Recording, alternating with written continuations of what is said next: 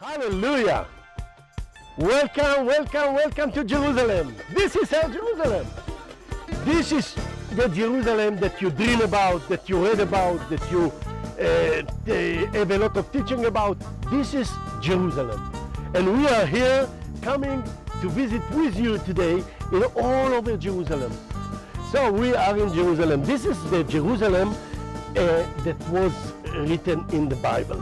Actually, if we are thinking about this Jerusalem, it's the place that we, the Jews, prayed 2,000 years to come back to this place.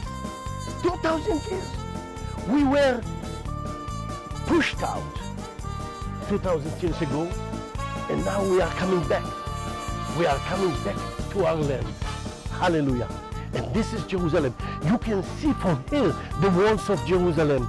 This is the eastern walls of Jerusalem. And the walls all over, all around Jerusalem, the old Jerusalem. What we see here, we see a lot of tiling in Jerusalem. We see Jerusalem of Solomon. We see Jerusalem of the Romans. We can look on the places and we see things from the Byzantine time, and then from the Crusader time, and from the Muslim time. Jerusalem had a lot of people in it during these 2,000 years. But at last, we came back. Now we are the owners of this place because the Lord promised us to come back to the land. Hallelujah! Hallelujah. Look, what a wonderful land. Isn't it beautiful? We can see from here, we can see the Temple Mount. Can you see that? It's here. It's close by. We can see the wall around it. We can see the southern wall. We cannot see the other walls, but this is the walls of the mountain. On the mountain here was the temple. First one temple, Solomon built. And later on, it will be destroyed on 585 before Christ. It will be destroyed by the Babylons. The people that will come from Babylon will build the second temple. And the second temple was built 3 times. One with the people that came back from Babylon. Second with the Hasmonaim. And third time, it's by great Herod. And in the 70th of the 1st century, the Romans destroyed the temple. And from then, we didn't have temple until now. But what we see here, we see the rock of the Dome of the Rock. This is a place with the golden dome. You see, it's here in our front. It belongs to the Muslim. And another big mosque, it belongs to the Muslim as well. This is Al-Aqsa.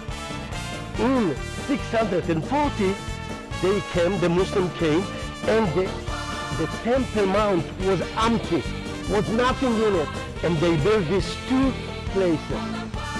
So what do we see more?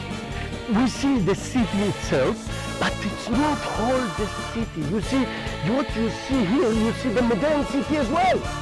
You see the old city and the modern city. The modern city was built just in 1860. It was the first time that they built out of the walls, okay? We are now present in the Olive Mountain. But with the years, the trees disappeared and the mountain became to be a different way to express Jerusalem with, okay? If we want to see other places, Bethany, it's the place that Lazarus lived in. Lazarus, from the Bible. It's the guy that Jesus brought back from death. He was living here with his Mary and Martha. They were living here in the other side of the Olive Mountain. They lived there. And when Jesus came in the last days, he actually came to them. He lived with them. And every day he used to do the way. He went down on the Kidron Valley, and they went up the Kidron Valley, went to the southern stairs, went to the temple, and stayed in the temple. All day long he used to stay in the temple. He taught the people. He was very angry about all these people that make business in the temple, you know. And then in the evening he used to go back all the way to Bethany. Okay. Now in the last day, on Thursday, he used to go. He went with his disciples all the way. He went down here on the mountain. He went to the Kidron Valley, went up to the mountain. It was a feast. It's the evening of the feast of Passover. So he sent two people all the way to Zion Mountain. Where is Zion Mountain? It's about there. You see this place? So he sent them there to ask somebody, where will he make the Passover? So they went there to the Zion Mountain. They looked for a place and they went back to the temple to tell him, this is the place. In the evening, they went, all the disciples, to the place. They've been together. They've made the Passover. And then when they finished, it's about 9:30 o'clock at night, they went all the way back to Gethsemane. Gethsemane, it's here, it's down. You see this church with the dome? It's about there. This is Gethsemane. He stayed in Gethsemane. Jesus knew it's his last day, and he started to pray. And he wanted so much the disciples to pray with him, but they didn't. They were so tired from all the day long. So they went down and slept. And he continued to pray, and he came back to them and said, it's not the time for you to sleep. Please pray with me.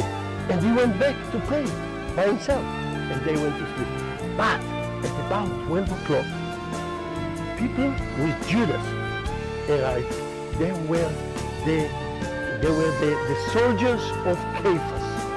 Caiaphas was the high priest in Jerusalem at this time, and he lived in Zion, Mountain of Zion. This, if you see the great church, this is Peter Gallicanto. This is the place that Caiaphas lived in. So they came from there, and they arrested him here. They arrested him, and they took him back to Caiaphas, all the way from Gethsemane to Caiaphas. He was there all night long with Caiaphas, and then Caiaphas sent him to Pontius Pilate. From there, all the way back to the temple, to the Antonia. This building, it's a square building. It was the Antonia.